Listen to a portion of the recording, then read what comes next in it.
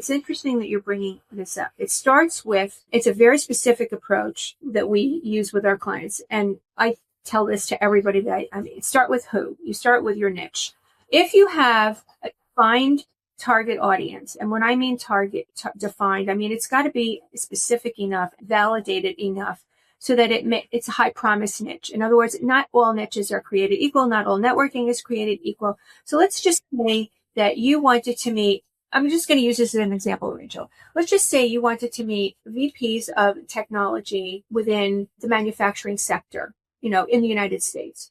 Now you can narrow to, who those people are, and you can really get a sense of, you can start reading about them. We have profiles that are very in-depth, but more importantly, you can see the associations that they're interacting with. You can look up associations that they might be speaking at. And now you start to define where instead of going everywhere to network and hoping that you're going to meet people that can introduce you to those people, you're going to meet them directly.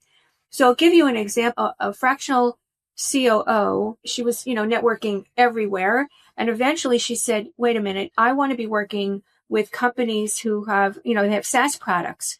They have their SaaS sector. So she went to SaaS-oriented conferences and she met a company that wasn't ready for her at that point. But a year later, they reached out because they had acquired a company and the acquisition went bad. And it was a mess operationally. She was the very first person they reached out to. There was no beauty contest trying to figure out which COO are we going to hire. She was hired by the company and she had turned out to be a 6-month gig with them because they needed her for a whole series of things after that acquisition. But because she met the decision maker in exactly the right sector, but she didn't just meet one, she met like 20 of them. So she built her network. And with very targeted people, all the decision makers are there. They're sending their decision, or company CEOs are sending their CIOs and their CTOs and their COOs there. And the COO is actually the person that hired her as a fractional to come in and help. So that's just one example. I have Yeah. So I'll say back to what I hear is that really find, who are you looking for? Where are they going? How can you be there? And to know that it's not just a one and done, like you may meet someone, but there may not be a connection until months later, if not years later, which, I totally agree with that. And if you have enough of them in the pipe, it starts to be like, the seeds start to come up at different times. But to go back to your question, what we do is we literally create a networking roadmap for every client that's customized. And today, because we have so many better research tools through AI and other tools, we can find, a client of mine wanted to work with landscaping companies in the Northeast. And we were able to find mastermind groups that cater just to landscape owners. How many niches should a business owner identify? Because sometimes I get overwhelmed. I think I can serve anybody with a computer, right?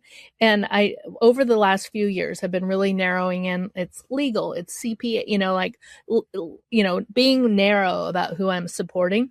But is it possible you could have too many niches or too few? Or is there a sweet spot? I think in the beginning that what we recommend, by the way, that's exactly, this is a big problem. First of all, many people push back at me big time on, but I could serve all these people. I don't want to, I don't want to miss scary. out. It's very counterintuitive, but it makes your marketing more direct. And it also makes people feel like you are perfect for them much more easily. So the niching, if you talk to any very, very successful thought leader on whether to niche or not to niche, they'll all tell you to niche.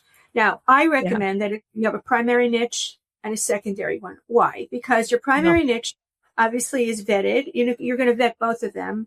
One has higher promise than the other. But if one falls apart or has a glitch in there, for example, if you were in the real estate market in 2007, you were screwed in 2008, you better have right? But if for your example, like law and accounting, they go hand in hand. They're different. The personalities of the people are different. The way they structure their firms is similar, but not exactly the same. For example, a law firm, they are very used to having different practice groups, and they will cross-market within those practice groups. In a CPA firm, there's very little cross-marketing.